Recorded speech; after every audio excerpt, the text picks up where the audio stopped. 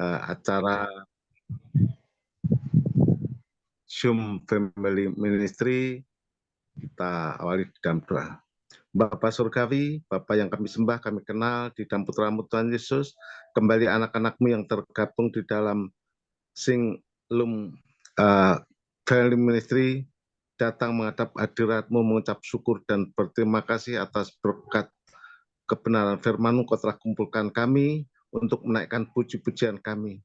Kami mau mengawali ibadah ini dengan memuji, memuliakan nama-Mu, karena kami yakin dan percaya Kau bertata di atas puji-pujian umat-Mu. Terima kasih Bapa, sertai urapi berkati setiap kami, berkati urapi peralatan yang kami pakai, dijauhkan dari gangguan, sehingga semua berjalan sesuai dengan kehendak-Mu. Di dalam nama Tuhan Yesus kami sudah mengucap syukur, haleluya, amin. Ya, kita angkat Tuhan hadirlah di sini. Tuhan hadirlah di sini, berikan berkat sejati atas kami sekalian dalam persekutuan. Tuhanku, kami menanti Ramadan anugerah, berilah agar hati kami segar, senang dan cerah. Tuhan hadirlah di sini, kami mohon padamu, nyalakanlah hati kami oleh api kasih-Mu. Tuhanku, kami menanti Ramadan anugerah, berilah agar hati kami segar, senang dan cerah. Tuhan hadir setiap persekutuan kita.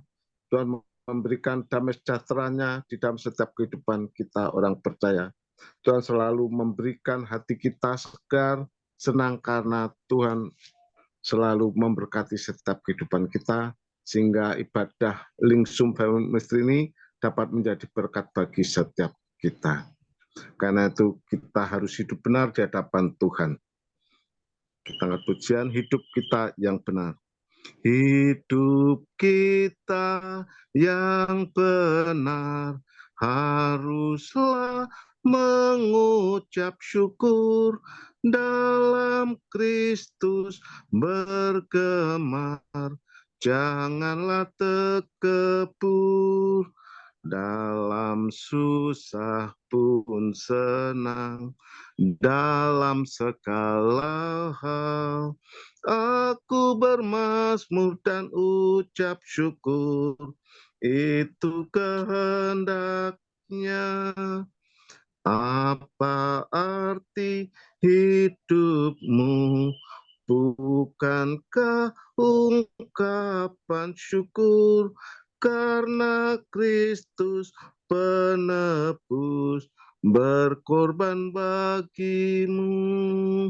Dalam susah pun senang, dalam segala hal aku bermazmur dan ucap syukur, itu kehendaknya. Bertekun bersyukurlah, hingga suaranya kau dengar. Sungguh indah anakku, ungkapan syukurmu. Dalam susah pun senang, dalam segala hal aku bermazmur dan ucap syukur, itu kehendaknya. Tuhan menghendaki setiap kita untuk hidup benar di hadapan-Nya. Karena itu janganlah kita takut, gentar. Tuhan selalu memberikan yang terbaik. Ungkapan syukur kita naikkan, kita bermazmur bagi nama Tuhan. Itulah yang dikehendaki oleh Bapa di surga. Baik, sebelum kita lanjutkan, kita awali dengan doa. Saya mohon Bapak Pendeta Hendra Winata untuk membuka di dalam doa. Oke, kita doa ya. Bapa kami yang bertata dalam surga, Tuhan, terima kasih pada sore hari ini. Kau berkati kami, urapi kami, Tuhan, biar kami boleh duduk mendengarkan sebagian firman-Mu. Urapi kami, Tuhan. Berkati kami, terutama Pak Lut yang akan menyampaikan firman-Mu. Kau pakai dia sebagai alat-Mu. Urapi, berkati ya Tuhan. Dan biar Roh Kudus-Mu bekerja terus, Tuhan. Dan segala kuasa kegelapan dan roh jahat ingin mengganggunya, patahkan, hancurkan dalam nama Yesus. Biar Roh Kudus-Mu bekerja terus, Tuhan. Biar kami semuanya mendapat berkat yang luar biasa, Tuhan. Terima kasih Bapa dalam nama Yesus. Haleluya. Amin. Amin, puji Tuhan. Ya, kita angkat pujian Yesus kawan yang sejati. Yesus kawan yang sejati, bagi kita yang lemah, tiap hal boleh dibawa dalam doa padanya. Oh, betapa kita susah dan percuma berlelah bila kurang pasrah diri dalam doa padanya. Jika oleh pencobaan kacau balau hidupmu, jangan kau berputus asa, pada Tuhan berseru. Yesus kawan yang setia, tidak ada taranya. Ia tahu kelemahanmu, naikkan doa padanya. Adakah hatimu syarat, jiwa ragamu lelah? Yesuslah penolong kita, naikkan doa padanya. Biar kawan lain menghilang, Yesus kawan yang peka, Ia mau menghibur kita atas doa padanya. Yesuslah kawan yang sejati, yang selalu memberikan penghiburan bagi setiap kita, yang selalu memberikan sukacitanya bagi setiap kehidupan kita. Karena itu kita harus ingat ini, bahwa kawan banyak yang meninggalkan, tetapi Tuhan Yesus tidak pernah meninggalkan kita. Tuhan selalu memberkati kita dan memberikan yang terbaik bagi setiap kita. Karena itu kita harus menyiapkan diri untuk selalu dengar-dengaran akan firman Tuhan. Nah, sebelum kita menaikkan, sebelum kita mendengarkan firman Tuhan, kita pujikan Sabdamu Abadi.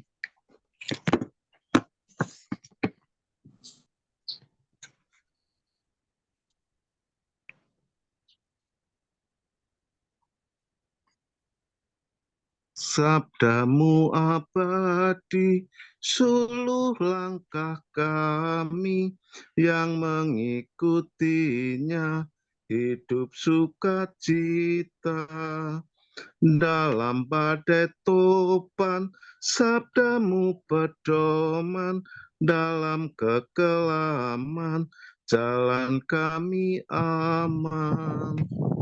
Sabdamu semua harta tak terduga, sungguh memberkati yang membuka hati.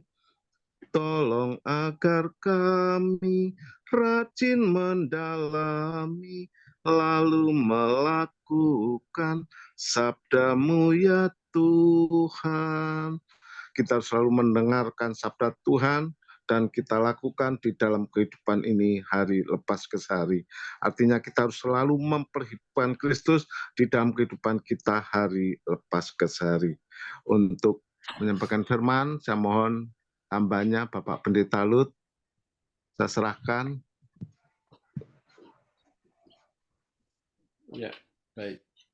Engkau sungguh baik, Tuhan. Kami mengucap syukur. Kami boleh ada dalam hadirat-Mu, Tuhan, dalam keadaan kami yang dibenarkan. Biar kami terus boleh belajar, Tuhan. Mengerti isi hati-Mu dan melakukannya dalam kehidupan kami sehari-hari. Biar nama Tuhan dimuliakan. Engkau mau pakai setiap kami, Tuhan. Dalam tangan-Mu. Mencari anak-anak-Mu yang masih terhilang. Terima kasih Bapa di surga. Urapi setiap kami dalam nama Tuhan Yesus. Haleluya. Amin. Salam Pak Gembala, Pak Sutarjo, Pak Joni, Pak Hendra, Pak Irul Gultom, Ibu Lydia, Pak atau Ibu Joy, si jabat ini. Kita langsung sharing firman Tuhan ya Pak Gembala. Tidak ada kesaksian ya? Ya, silakan lanjut Pak. Betul. Baik. Ya. Terima kasih Pak Gembala untuk kesempatannya. Saya akan bagikan firman Tuhan tentang tanggung jawab yang Tuhan Bapa berikan kepada kita semua anak-anaknya yang sudah ditemukan oleh Bapa dan dipilih dan ditetapkan. Kita setelah ditemukan, dipilih dan ditetapkan, yaitu diutus ke tengah-tengah serigala sebagai domba untuk mencari anak-anak Bapa yang masih hilang. Dulu kita hilang, lalu kita ditemukan, dan kita disuruh untuk mencari yang masih hilang dan menemukannya.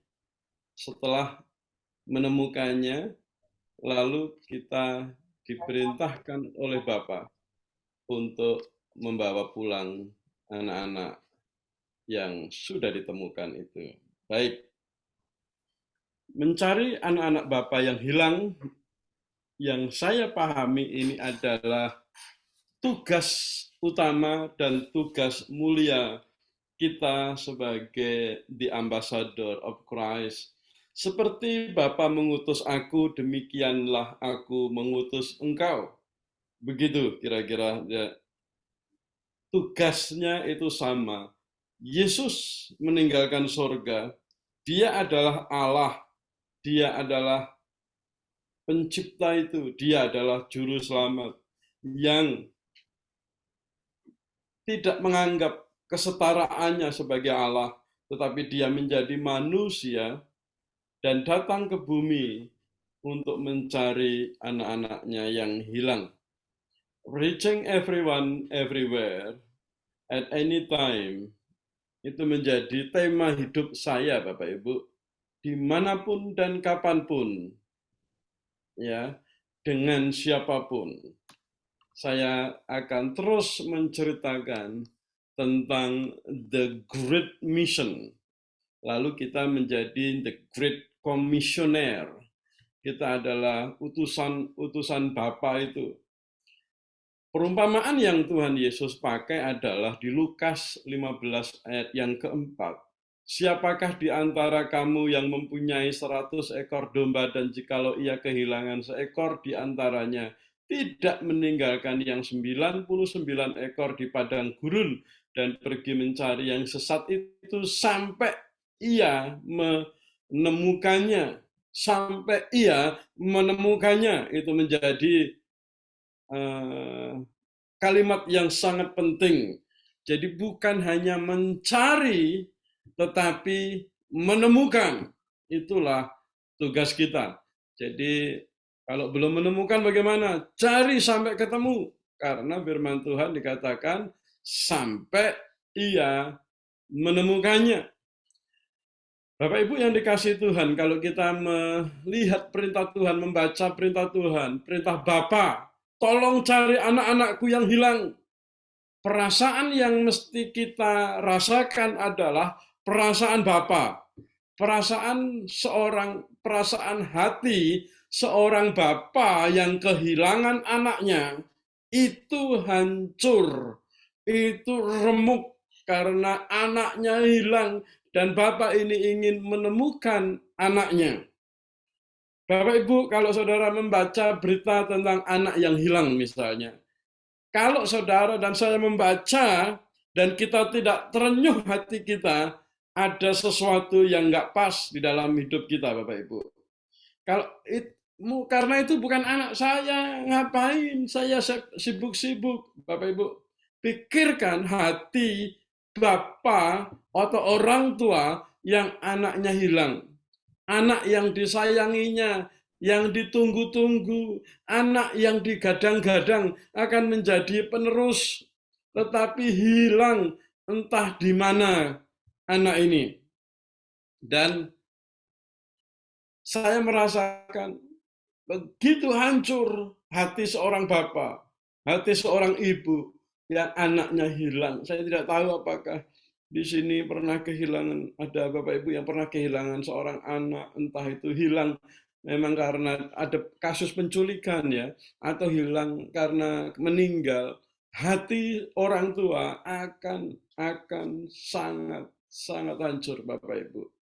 Dan saya belajar apa yang dicintai atau disukai Tuhan, paling disukai Tuhan adalah momen ketika anak-anaknya yang hilang itu ditemukan. His lost children found. Itulah saya percaya surga pesta besar, Bapak Ibu. Bapak Ibu yang dikasihi Tuhan. Surga tidak pesta besar ketika saudara mendapat rumah baru. Surga tidak pesta besar ketika saudara mendapat berkat keuangan yang melimpah. Tidak ada pesta di surga. Yang pesta di rumah sendiri kita. Kalau kita dapat hadiah besar, yang pesta di rumah kita sendiri. Tetapi ketika anak Bapak yang hilang itu ditemukan, yang pesta besar itu di rumahnya Bapak. Amin, Bapak Ibu. Inilah berita sukacita bagi surga. Berita sukacita bagi kita ketika Allah turun meninggalkan surga dan turun ke bumi dan menemukan kita, itu berita sukacita besar bagi kita. Tetapi berita besar bagi surga adalah ketika saudara dan saya menemukan anak-anak Bapa yang hilang dan kita lapor kepada Bapa di surga, Bapa, saya menemukan anak Bapa yang hilang. Amin, Bapak Ibu. Mengapa kita memberitakan Injil?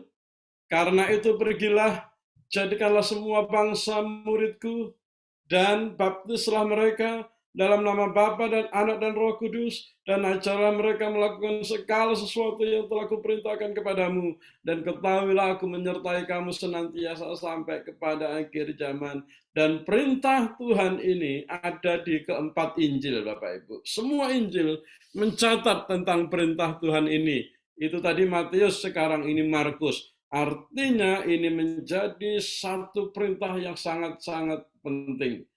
Markus 14, lalu ia berkata kepada mereka, pergilah ke seluruh dunia, beritakanlah Injil kepada segala makhluk. Siapa yang percaya dan dibaptis akan diselamatkan, tetapi siapa yang tidak percaya akan dihukum.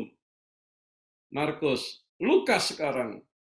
Dan lagi dalam namanya berita tentang pertobatan dan pengampunan dosa harus disampaikan kepada siapa? Segala bangsa. Segala bangsa. Ingat-ingat ini Bapak Ibu. Segala bangsa. Mulai dari Yerusalem. Kamu adalah saksi dari semuanya ini. Yohanes 20. Maka kata Yesus sekali lagi, damai sejahtera bagi kamu, sama seperti Bapa mengutus aku, demikian juga sekarang aku mengutus kamu. Perintah Tuhan, sama artinya, tujuannya sama, caranya sama, maksudnya sama, strateginya juga demikian. Pergilah ke segala bangsa. Mengapa kita tidak memberitakan Injil? Kalau Bapak Ibu bisa menuliskan, mengapa orang Kristen tidak memberitakan Injil? Coba saudara tuliskan di ruang chat kalau saudara mau berkenan. tuliskan alasan mengapa orang Kristen tidak memberitakan Injil. Padahal perintah di dalam Injil, keempat Injil sudah sangat jelas. Semuanya diperintahkan Tuhan untuk memberitakan Injil. Tetapi, barangkali saya salah, tetapi sepertinya benar, banyak orang Kristen tidak memberitakan Injil. Mengapa orang Kristen tidak memberitakan Injil? Silahkan Bapak Ibu tulis, kalau sempat nanti kita akan membahas. Dan berdasarkan ayat-ayat firman itu, saya akan menyampaikan saya akan memperlihatkan beberapa foto Bapak Ibu, di mana saya pergi ke mall-mall, ini di mall ini, saya pergi ke jalan-jalan, saya pergi ke kafe-kafe, saya pergi ke tempat-tempat pertemuan, dimanapun dan kapanpun ada kesempatan, saya selalu memberitakan Injil Kerajaan Allah. Karena saya tahu dan saya percaya bahwa itu adalah perintah Bapa yang mulia. Perintah yang paling penting menurut saya adalah memberitakan Injil. Kan berdoa juga penting, Pak Lut. Iya, berdoa itu juga penting. Tetapi setelah berdoa, kita harus keluar dari ruang doa kita dan kita harus memberitakan Injil. Ini adalah seorang kelahiran Belgia, orang Tunisia kalau saya tidak salah. Ketika saya bertemu dengan dia, saya kenalan, saya sapa, saya minta nomor teleponnya, dan sekarang kami ada koneksi yang baik. Dia sekarang sedang ada di Indonesia, ada di Bali, Bapak Ibu. Jadi kalau Bapak Ibu ada yang di Bali, nanti saya bisa kasih kontaknya.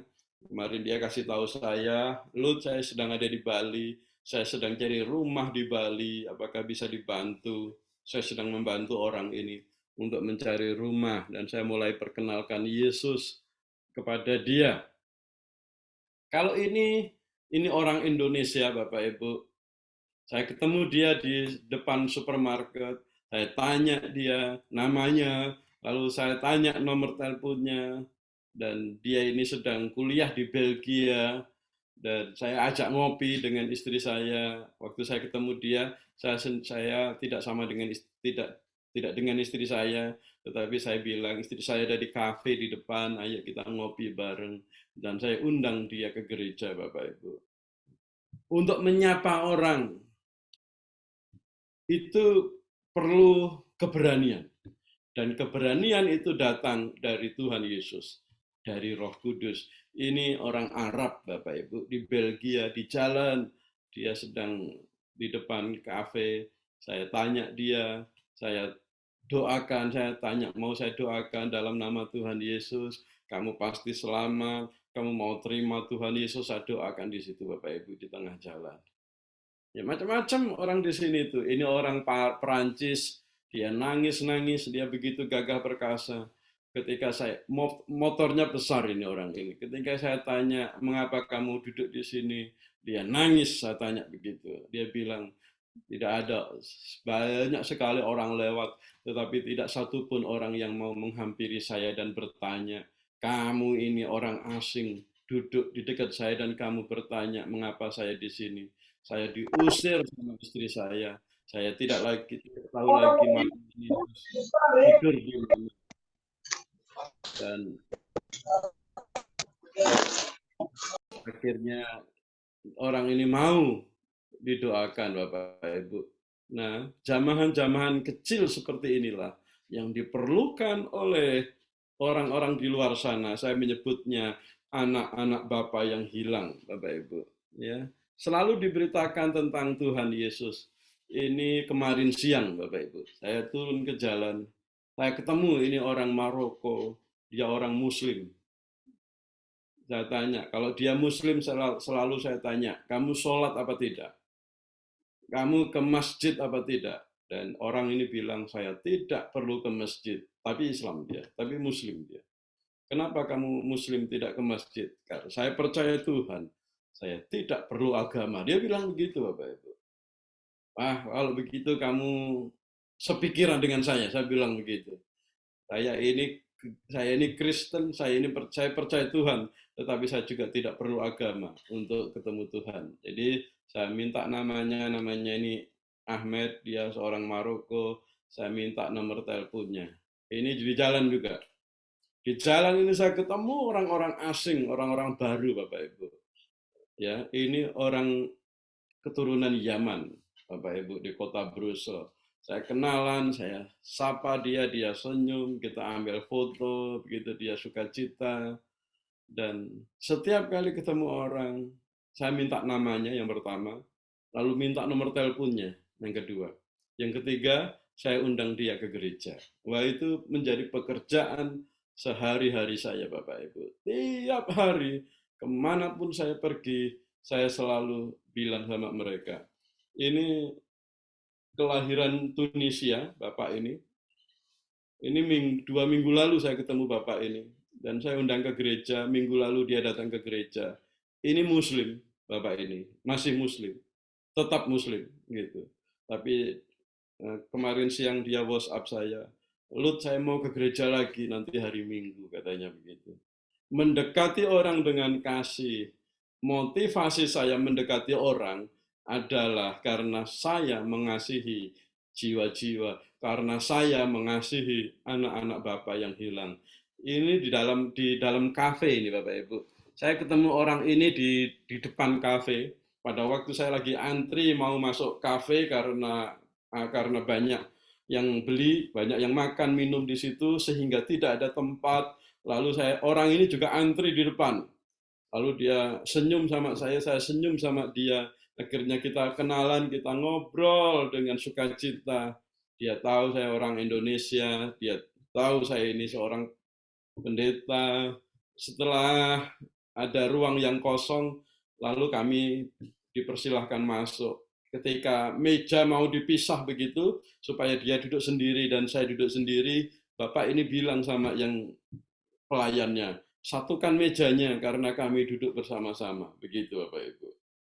Ya, dan akhirnya saya duduk dengan dia, dengan istri dan beberapa jemaat di situ. Kami ngobrol, kami berbagi, dan saya menemukan bahwa semua manusia membutuhkan orang lain. Dia bilang, saya senang sekali bertemu dengan kamu. Kamu begitu baik menyapa saya. Kamu begitu terbuka dan tidak takut-takut untuk mendekati saya. Nah ini dia. Ini kemarin siang, 2 hari yang lalu saya ketemu dia juga. Nah, waktu itu dia lagi makan di kafe dan saya deketin. Saya duduk di depan dia. Saya minta waktu sebentar. Dia bilang, saya nggak ada waktu. Saya sibuk. Katanya begitu Bapak Ibu. Loh, kenapa kamu sibuk? Saya tanya begitu. Padahal dia lagi makan kentang di situ. Karena saya ini kerja gitu. Kamu kerja di mana? Saya tanya. Saya kerja di restoran. Restoran apa? Nah, dia sebut satu namanya. Saya cari di Google, tapi saya nggak dapat restoranmu di mana. Habis itu dia masuk ke kasir, dia bayar kentang dia keluar. Lalu saya bilang begini, jangan pergi dulu. Saya belum tahu namamu, saya bilang begitu. Mana namamu? Udahlah kamu ikut saya aja, katanya begitu. Ikut kemana? Ikut ke restoran saya, katanya begitu. Ngapain aku ikut ke restoran kamu? Ikut saja restoranku nggak jauh, gitu. Aku nggak lapar, aku nggak mau makan di restoranmu, aku bilang gitu. Aku ketemu kamu ini mau memberitakan Tuhan Yesus, saya bilang gitu. Aku nggak perlu ke restoranmu, saya ditarik. Saya ditarik sama dia, padahal saya mau menginjilin dia. Dan dia jalannya cepat sekali. Sini. Jalan sekitar 500 meter. Terus, ini restoran saya. Ternyata dia adalah saya yang punya restoran ini. Restorannya cukup bagus, restoran seafood Bapak Ibu. Cukup terkenal di Brussels. Gitu. Jadi mulai hari ini, kamu bisa datang kapan saja, dan duduk di sini, saya akan menjamu kamu menjadi teman terbaik saya. Katanya begitu. Lalu dia kasih segelas ini. Tadi kan makanya di foto itu ada, itu bir Bapak Ibu. Birnya enak itu. Itu bir. Dia kasih saya bir. Dia suruh saya duduk di situ. Bayar nggak Pak Lut? Tentu saya nggak bayar ini. Saya nggak bayar Bapak Ibu. Karena itu dipaksa. Saya dipaksa duduk di restoran dia. Dan kamu kapan saja bisa datang ke sini. Ini menjadi rumahmu mulai hari ini. Katanya begitu. Nah, dan dia bilang, saya orang Yunani, dia bilang begitu. Tapi restoran dia restoran Italia. Jadi jualan makanan-makanan Italia dan Belgia. Ya. Terus akhirnya kami kenalan, kami menjadi teman. Dan Bapak Ibu, kalau saya main ke Brussel, ke kota, sewaktu-waktu saya bisa ke tempat dia dan bicara tentang Tuhan Yesus. Pada waktu saya kasih kartu nama saya, dia bingung. Wah, kamu pastor ya? Iya, ya. Oh, ya pastor, terima kasih pastor sudah menyapa saya, katanya begitu. Nanti saya akan datang ke gereja kamu, gitu. Nah, Bapak Ibu, menyapa orang asing di jalan, apalagi bahasanya beda. Kalau saya sih pakai bahasa Inggris terus gitu kan, sedikit-sedikit bahasa Prancis, sedikit-sedikit saya tahu gitu kan. Nah, kemarin siang saya duduk saya sengaja duduk itu deketin orang Bapak Ibu. Ada anak muda di situ, tapi saya nggak ambil fotonya. Saya nggak sempat ambil fotonya. Saya duduk di situ, saya tanya, kamu ngapain di sini gitu. Saya lagi santai, katanya begitu. Kamu kerja nggak? Saya kerja, saya guru bahasa Prancis gitu. Dulu, tapi katanya begitu. Tapi kamu sekarang bagaimana? Saya sekarang nggak kerja. Kenapa kamu nggak kerja? Saya depresi. Kenapa kamu depresi? Gitu saya tanya terus. Karena kedua orang tua saya meninggal. Sejak orang tua saya meninggal, saya depresi dan saya tidak tahu hidup ini harus bagaimana. Nah, kemarin siang itu di tengah kota, saya ngomong sama dia, kesempatan masuk itu. Kamu tahu, dulu saya juga depresi, istri saya dulu juga depresi. Tetapi kamu tahu, ada satu teman saya, ada satu sahabat baik saya yang setia, dan dia menolong saya keluar dari depresi itu. Dia cuma manggut-manggut, dia antara mau tahu atau mau bingung gitu loh. Dia namanya adalah Yesus. Kalau kamu percaya kepada dia, kamu punya harapan, kamu menemukan jalan hidupmu. Ayo datang kepada Tuhan dan kamu akan bukan hanya disembuhkan, tetapi kamu akan diselamatkan. Gitu.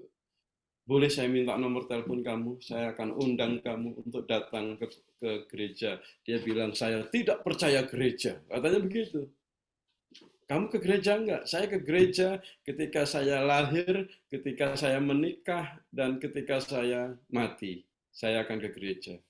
Enggak cukup itu. Saya tidak lagi percaya gereja. Oke, kalau kamu tidak percaya gereja, kita perlu komunitas. Saya bilang begitu. Di gereja saya, di komunitas saya bukan hanya orang Kristen. Ada yang Islam, ada yang tidak beragama, ada yang Katolik, ada yang Hindu, ada orang Pakistan, ada orang Tunisia, macam-macam saya bilang begitu. Ayo datang, saya bilang begitu. Nah, akhirnya setelah saya ganti bukan gereja, tetapi saya bilang komunitas kasih, komunitas orang-orang yang saling peduli. Saya datang, saya menyapa kamu karena saya mengasihi kamu. Saya duduk di sebelahmu karena saya ingin mengenal kamu. Saya tidak ingin kamu sendirian. Ayo datang. Setelah itu saya kasih kartu nama saya. Saya bilang, kapanpun kamu perlu teman, perlu dukungan, jangan ragu-ragu.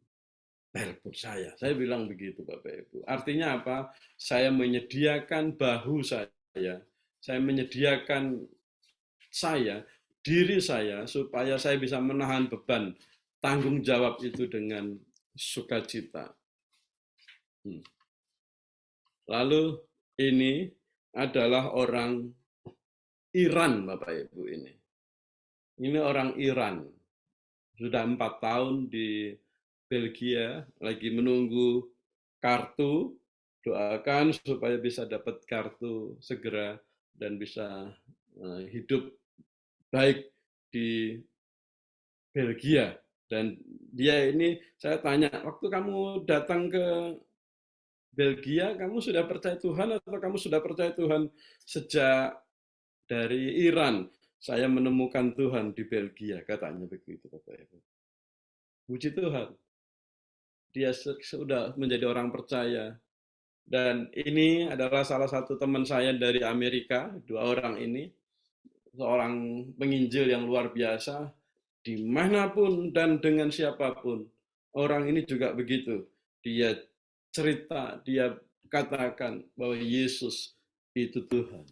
Nah, pesan Injil yang saya beritakan apa? Dari 1 Korintus 15, sebab yang sangat penting telah kusampaikan kepadamu, yaitu apa yang telah kuterima sendiri, ialah bahwa Kristus telah mati karena dosa-dosa kita, sesuai dengan kitab suci, bahwa ia telah dikuburkan dan bahwa ia telah dibangkitkan pada hari yang ketiga sesuai dengan kitab suci. Artinya apa? Kalau dirangkum, ini adalah harapan Bapak Ibu. Di dalam Yesus ada harapan. Nah gitu, pesan tema Injil. Harapan apa? Bukan harapan untuk berhasil dalam hidup di dunia ini saja, tetapi harapan keselamatan kekal. Nah, itu kan berita sukacita bagi semua manusia yang ada di bumi ini. Saya membuat quote, ini berdasarkan pengalaman saya, bisa beda dengan Bapak Ibu, tetapi saya menemukan ini.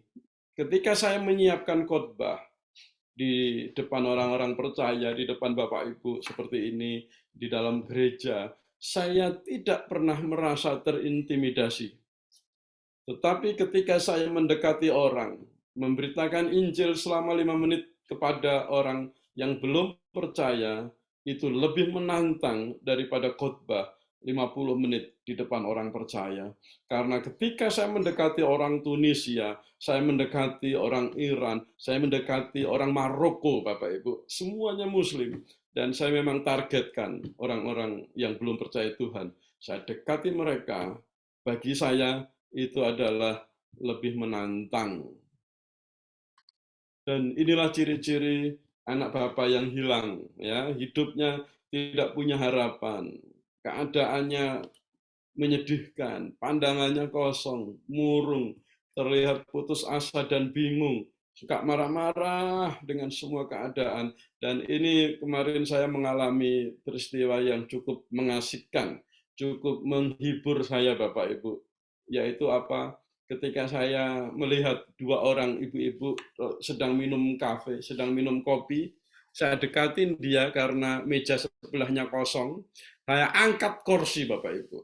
Saya angkat kursi, saya bilang permisi, boleh saya duduk di sini? Saya perlu ada waktu, minta waktu kamu sebentar, 1 menit saja.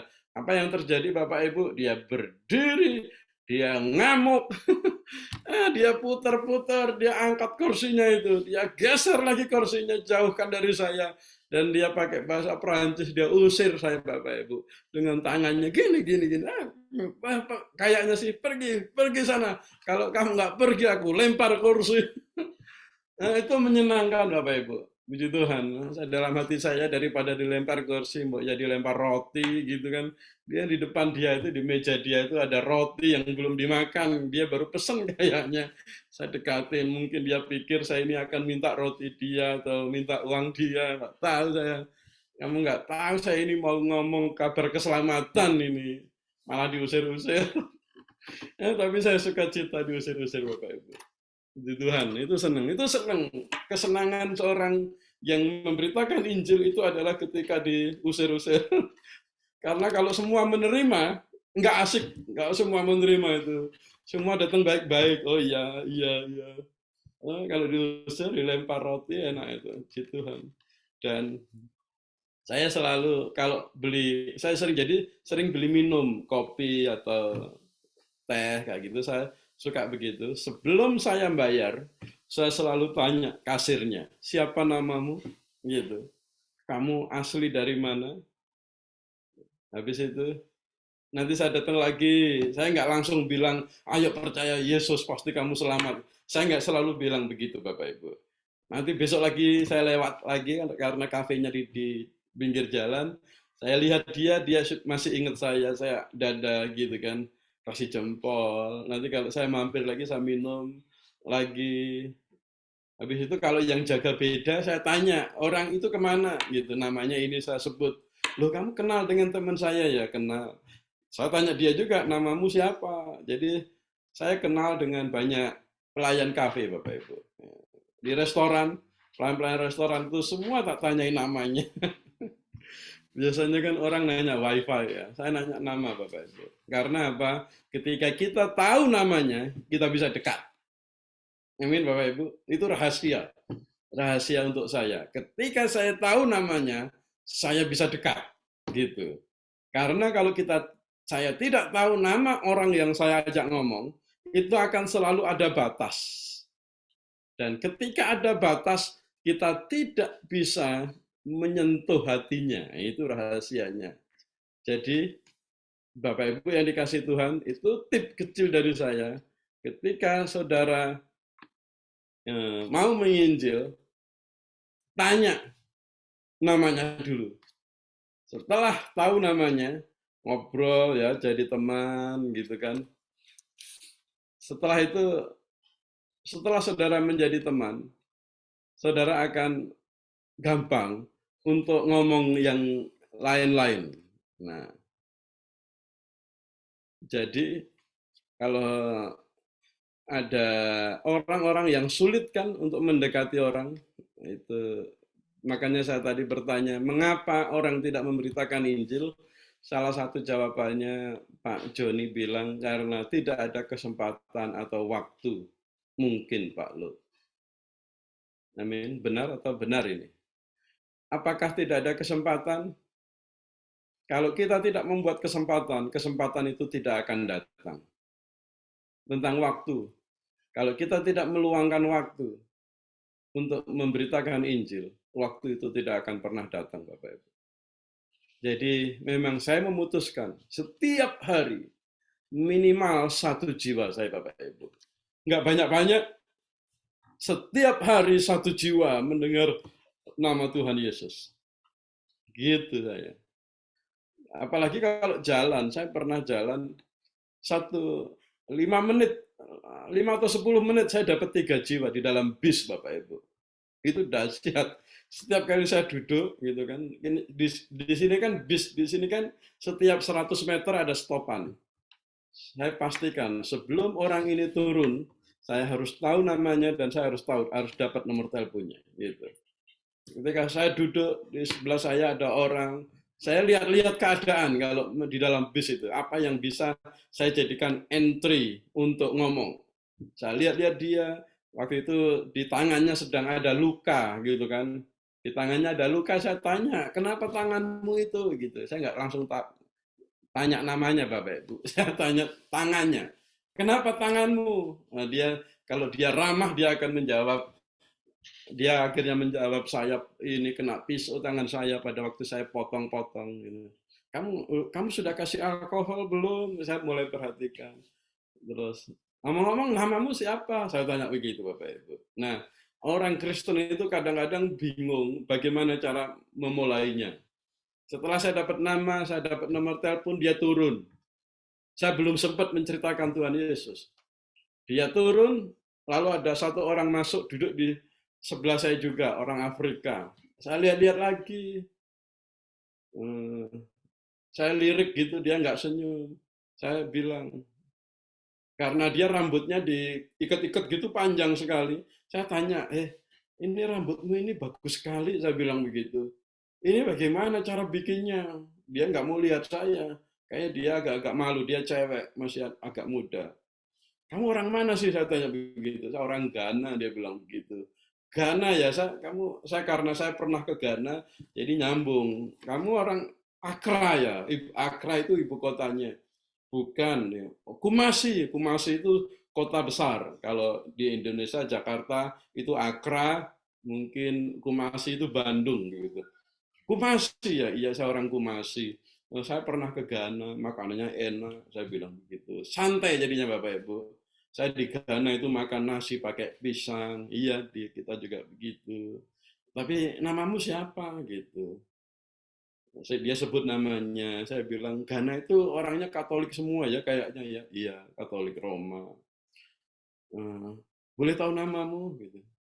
Boleh saya undang kamu untuk ke gereja saya. Akhirnya awalnya malu-malu, akhirnya dia kasih nomor telepon. Saya kok nggak ada WhatsApp-nya, dia kasih nomor yang lain, akhirnya bisa cair, dan akhirnya kita ngobrol, kenalan, dapat nomor telepon. Nah begitu Bapak Ibu. Jadi bagaimana cara mengawali pembicaraan? Dengan cara melihat situasi Bapak Ibu.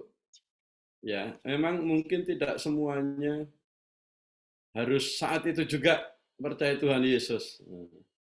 Nah, ini di dalam rumah saya Bapak Ibu. Hari Minggu kemarin setelah ibadah, yang Bapak yang baju hitam ini orang yang saya temuin di kafe sebelumnya, dan dia ke gereja. Lalu Bapak satunya lagi itu orang Pakistan, dan saya juga undang ke gereja. Dua-duanya ini Muslim Bapak Ibu. Nah, waktu di rumah kami minum teh, makan gitu kan.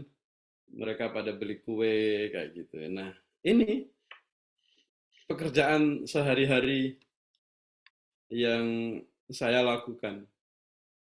Ini anak-anak Bapak yang hilang, mereka kasihan Bapak Ibu, mereka suka menyendiri, bingung dengan hidupnya. Ini slogan saya tahun ini,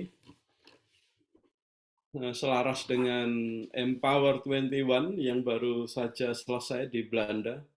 Reaching everyone, anywhere, at any time for Christ. React. Jadi dimanapun, dengan siapapun, dan kapanpun, baik ataupun tidak baik waktunya, selalu hati kita, hati saya, selalu meluap-luap dengan kasih Tuhan. Sehingga setiap kali ketemu orang, saya tidak pernah terintimidasi Bapak Ibu. Dengan siapa saja, saya tidak pernah terintimidasi. Puji Tuhan. Hari Sabtu lalu, saya ngobrol dengan Pak Ganjar, Bapak Ibu. Calon Presiden. Saya undang beliau untuk masuk Zoom saya.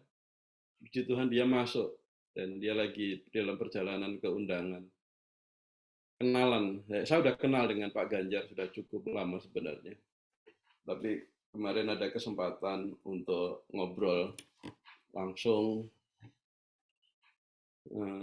Saya kepikiran Indonesia ini akan diberkati Tuhan kalau orang-orang benar itu bertindak. Ya.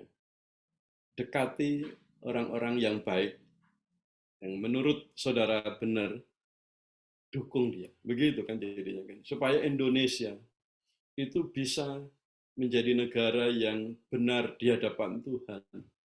Itu harus ada orang-orang benar di sekitar para pemimpin-pemimpin. Gitu Bapak Ibu. Kalau saudara dipercaya Tuhan untuk menjadi pemimpin, puji Tuhan. Tetapi kalau bukan sebagai pemimpin, tetapi kita bisa mendoakan para pemimpin-pemimpin yang Tuhan pilih. Nah ini bukan, kalau mau dibilang promosi juga boleh Bapak Ibu. Ini adalah tema penginjilan saya.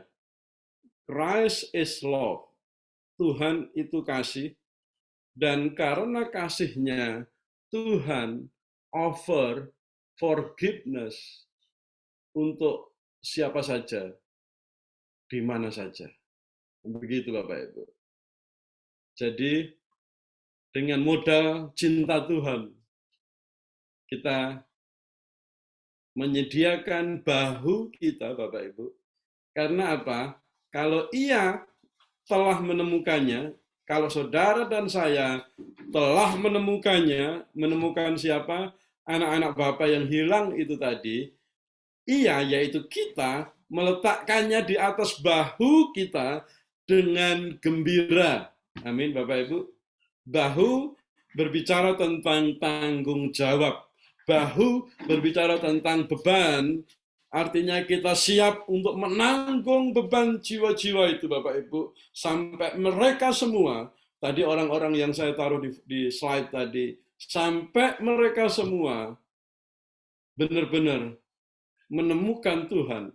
Dan itu saya lakukan dengan gembira. Saya lakukan dengan gembira. Maksudnya motivasi saya harus tetap benar. Saya tidak mencari-cari yang lain kecuali mencari perkenanan Tuhan saja. Saya mencari hati Tuhan disenangkan. Saya ingin surga pesta besar setiap hari, Bapak Ibu. Setiap hari, Bapak Ibu, surga harus ada pesta besar. Begitu. Itulah yang membuat saya terus bersemangat untuk memberitakan Injil, kabar sukacita untuk kita semua. Haleluya. Amin. Amin. Saya berdoa sebentar. Bapak, biar kami semakin mengerti bahwa yang menyenangkan hati Bapa adalah ketika anak-anak Bapa yang hilang itu kami temukan dan kami bawa pulang lagi. Kami taruh di atas bahu kami dengan gembira. Dan kami bilang kepada Bapa, Bapa, aku menemukan satu anak Bapa yang hilang hari ini. Aku menemukan satu, Bapa. Besok saya akan cari lagi. Besok saya akan menemukan lagi. Besok saya akan bawa pulang lagi satu, Bapak. Minimal satu, Bapak, tiap hari. Biarlah kuasa Bapa selalu bersama dengan kita. Penyertaannya senantiasa nyata dalam hidup kita. Sehingga kita tidak takut, tidak khawatir, tidak malu, tidak sungkan untuk memberitakan Injil, kabar baik itu kepada semua orang, kapan saja dan di mana saja. Di dalam nama Tuhan Yesus. Haleluya. Amin. Terima kasih Pak Gembala. Ya, terima kasih hambanya. Pendeta Ludovicus Madiono ya, yang sudah menjadi saluran berkat firman Tuhan ya. Memang tadi ada pertanyaan ya, mengapa kita tidak memberitakan Injil ya. Tadi ada yang kebetulan ya, tadi sore juga jam 2 itu ada pemilih saya dokter, dia memberi pertanyaan kepada saya ya, mengapa kita, alasan apa kita harus memberitakan Injil? Saya katakan di Matius 22 ayat 14, kita ini bukan hanya terpanggil ya, tetapi jadi orang pilihan Tuhan. Tentunya kalau jadi orang pilihan Tuhan, kita harus menjadi saksinya Kristus. Amin. Ya. Satu bukti Tuhan Yesus itu mengasihi orang-orang yang terhilang ya, itu ada di Mazmur, di Yeskil 34 ayat 16. Yang hilang akan kucari, yang tersesat akan kubawa pulang, yang luka akan kubalut, yang sakit akan kukuatkan, serta yang gemuk dan yang kuat akan kulindungi. Aku akan gembalakan mereka sebagaimana seharusnya. Itulah kasih Tuhan Yesus. Tadi dikatakan Kristus adalah kasih. Gimana kita bisa mengasihi Tuhan kalau kita tidak menuruti segala perintah-perintahnya? Yohanes 14 ayat 15, jika engkau mengasihi aku, harus menuruti segala perintah-perintahku. Amin. Ya, saya sungguh diberkati ya. Luar biasa ini. Ya, Ludovicus Madiono ya. Menjadi berkat untuk perusahaan. Gak ada yang kebetulan. Saya tahu. Tuhan Yesus itu tahu ya kesanggupan kita untuk melakukan amanat ampun. Itu yang harus kita lakukan. Belum kita menyelesaikan tugas kehidupan kita ya sebagai orang percaya yang diberi kesempatan ya untuk kita berkarya untuk kemuliaan nama Tuhan. Amin. Ya. Saya percaya juga nanti anak-anaknya akan jadi penerus ya, generasi penerus ya untuk pekerjaan Tuhan. Ya, itu satu upaya yang besar kalau kita melakukan apa yang menjadi keinginan Tuhan di dalam setiap kehidupan orang percaya. Amin. Ya, harus jadi berkat. Hidup ini harus jadi berkat. Berkat untuk kemuliaan nama Tuhan, terutama. Ya, Filipi 1 ayat 22. Hidup yang berarti adalah hidup yang memberi buah. Buah apa? Ya, buah pertobatan. Amin. Ya. Kalau kita kan lagi pikir-pikir nih, tahun berapa jiwa yang kita selamatkan. Tapi kita lihat kesaksian Ludovikus Madiono ya, setiap hari loh, dia pikirkan itu. Apa yang dijumpai ya, apa yang dia temui orang-orang, dia tidak takut, dia menjadi suratan yang terbuka yang dibaca semua orang, sehingga orang boleh percaya, boleh datang, boleh menerima Yesus sebagai Tuhan dan Juru Selamat dalam hidup mereka, dan diselamatkan. Amin. Itu satu kunci keselamatan kekal. Ada upah di surga nanti. Kita akan memperoleh mahkota kehidupan kekal yang tidak bisa dibeli dengan apapun kecuali dengan apa yang kita bisa lakukan untuk kemuliaan Allah. Amin. Ya, Tuhan Yesus memberkati. Kita Ludovikus Madiono, dan Yesus Tuhan pakai istri, anak-anaknya menjadi berkat untuk kemuliaan nama Tuhan. Di Brussels banyak jiwa-jiwa yang akan dimenangkan. Amin. Semua untuk menyenangkan hati Tuhan tentu. Jadi berkat untuk kemuliaan nama Tuhan. Terima kasih. Kita Ludovikus Madiono, kiranya terus Tuhan pakai kesetiaan, ketaatan, melayani Tuhan lebih sungguh lagi dan diberkati. Tuhan masuknya semuanya dalam perlindungan Tuhan Yesus. Amin. Silakan satu pujian Bapak Sutarjo sebelum masuk doa syafaat oleh Ibu Lydia Jumali ya, nanti doa syafaat. Tuhan Yesus memberkati.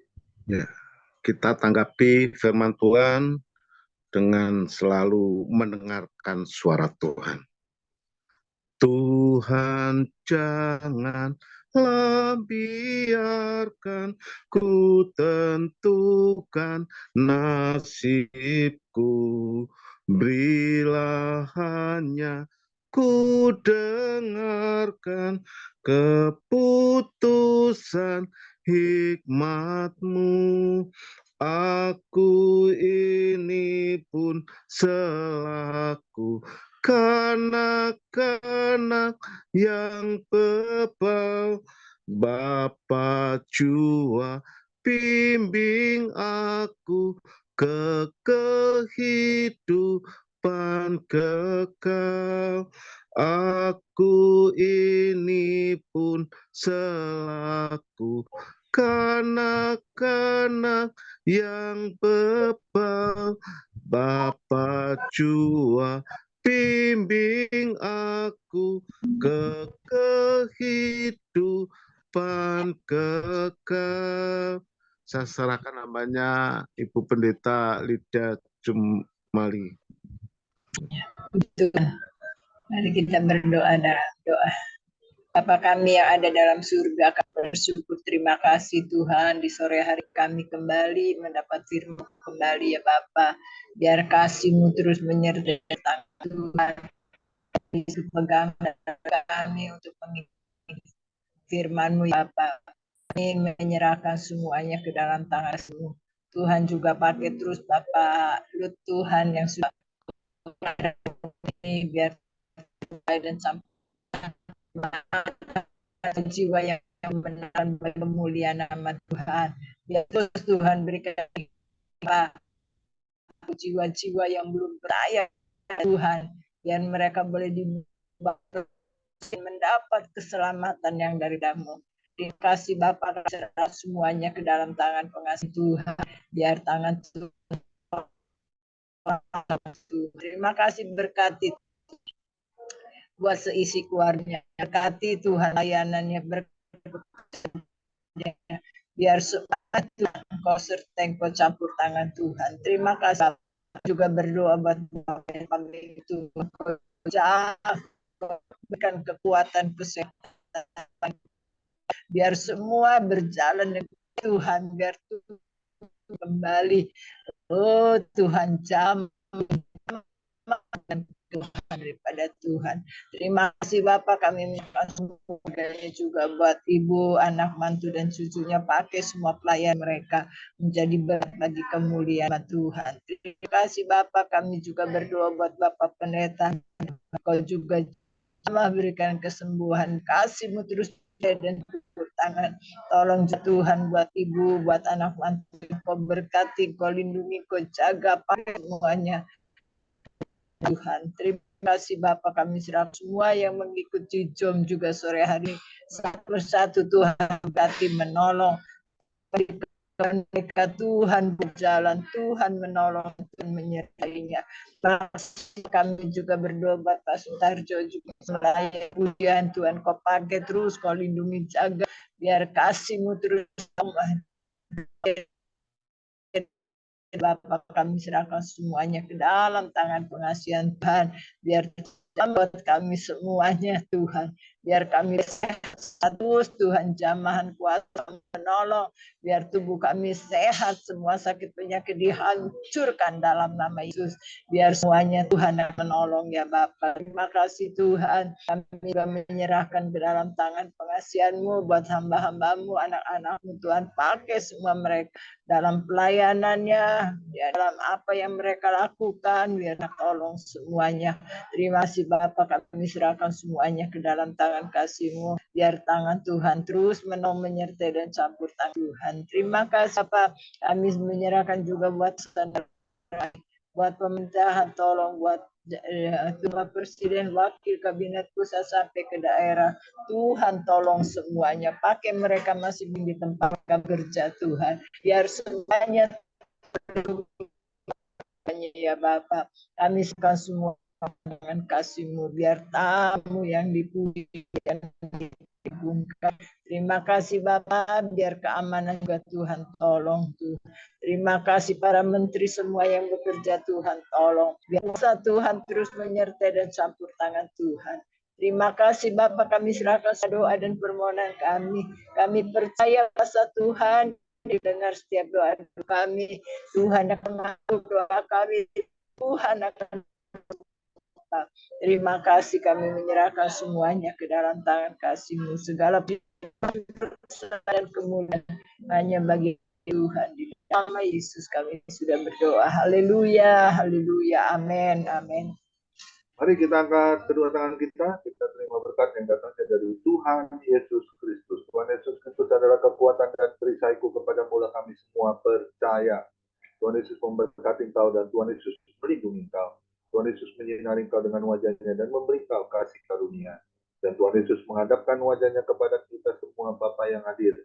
Diberinya damai sejahtera. Kiranya Tuhan Yesus memberkati kesehatan Bapak, Ibu, anak, mantu, cucu, semuanya dalam perlindungan Tuhan Yesus yang sempurna.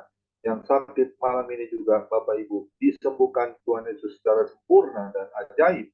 Dan juga kiranya Tuhan Yesus memberkati pekerjaan Bapak, Ibu, anak, mantu, cucu.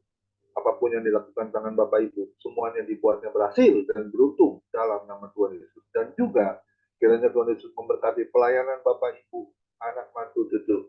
Perkenanan Tuhan Yesus selalu ada. Hati Tuhan Yesus disenangkan oleh pelayanan Bapak Ibu.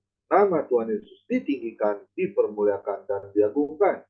Sampai Tuhan Yesus datang di awan-awannya permai. Untuk kita orang-orang yang saleh yang sudah diberkati firman Tuhan, sama-sama kita setuju katakan, amin. Tuhan Yesus memberkati kita semua. Silakan Pak Joni Iskandar untuk